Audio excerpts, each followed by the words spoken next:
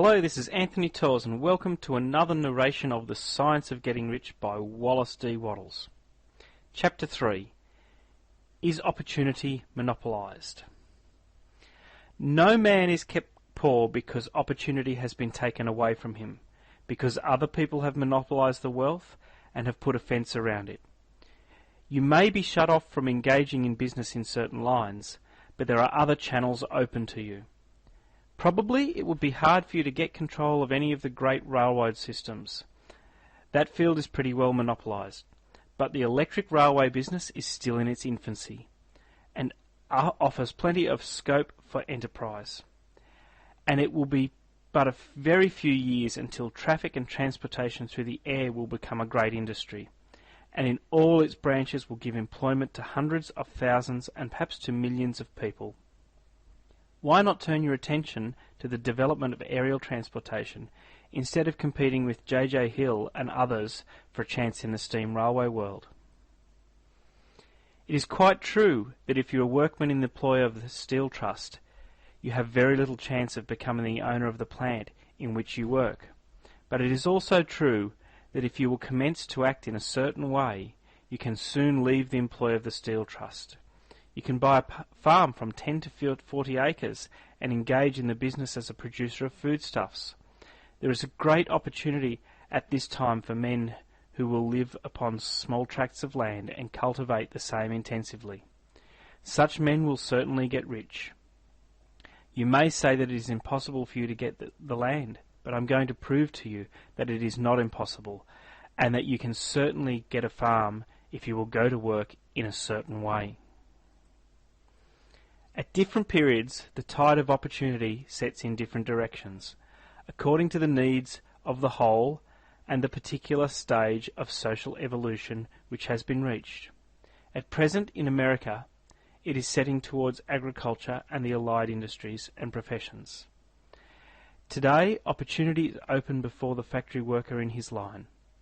It is open before the businessman who supplies the farmer more than before the one who supplies the factory worker, and before the professional man who waits upon the farmer more than before the one who serves the working class. There is abundance of opportunity for the man who will go with the tide instead of trying to swim against it. So the factory workers, either as individuals or as a class, are not deprived of opportunity. The workers are not being kept down by their masters. They are not being ground by the trusts and combinations of capital. As a class, they are where they are because they do things in a certain way. If the workers of America chose to do so, they could follow the example of their brothers in Belgium and other companies and establish great department stores and cooperative industries. They could elect men of their own class to office and pass laws favouring the development of such cooperative industries, and in a few years they could take peaceable possession of the industrial field. The working class may become the master class whenever they will begin to do things in a certain way. The law of wealth is the same for them as it is for all others. This they must learn, and they will remain where they are as long as they continue to do as they do. The individual worker, however, is not held down by ignorance or the mental slothfulness of his class. He can follow the tide of opportunity to riches, and this book will tell him how.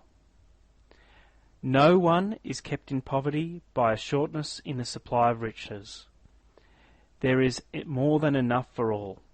A palace as large as the Capitol in Washington might be built for every family on earth from the building material in the United States alone.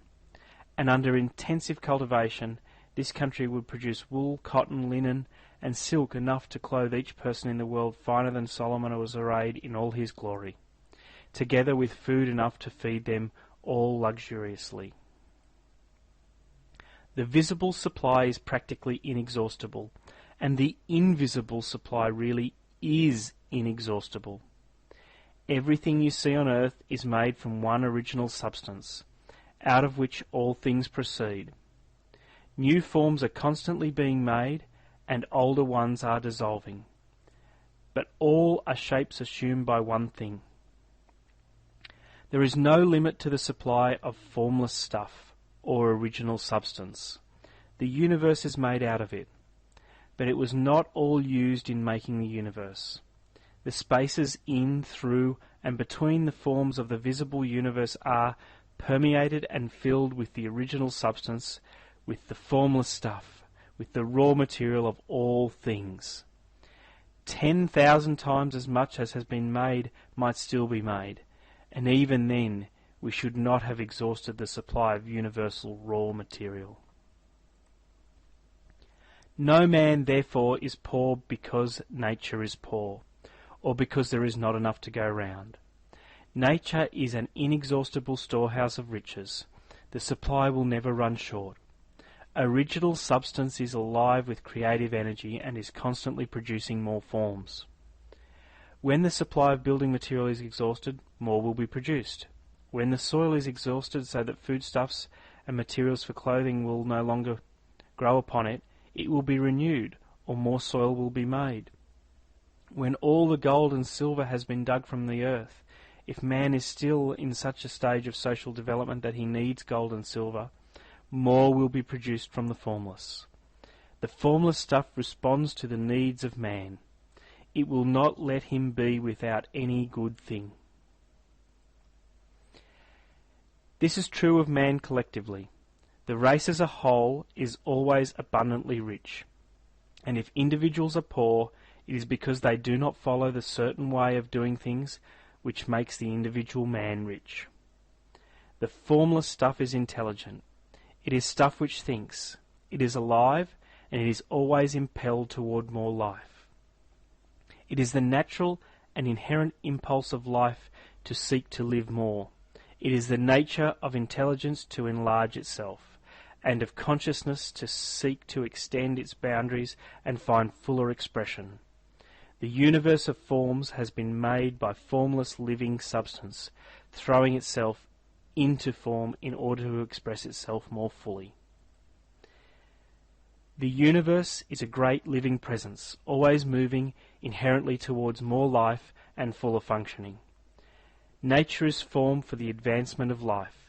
Its impelling motive is towards increasing life. For this cause, everything which can possibly minister to life bountifully provided.